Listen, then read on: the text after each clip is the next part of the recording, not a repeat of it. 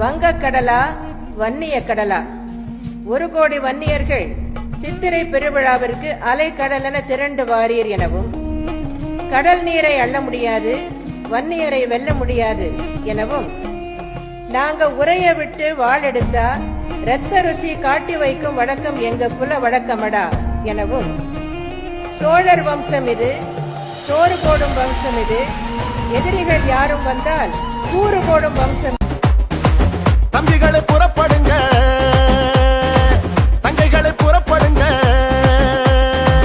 அண்ணன்மாரை புறப்படுங்க, அக்காமாரை புறப்படுங்க, நம்ம அண்ணன் அன்பு மணி அழைக்கிறார் வாங்க, பாட்டாளி மக்கள் நாட்டை ஆளனுவாங்க. பாடுபட்டு உழைக்கும் நம்ம பாட்டாளிங்க கூட்டம், ஒன்னா சேர்ந்து நின்னா நம்ம எதிரி எடுப்பா ஓட்டம்.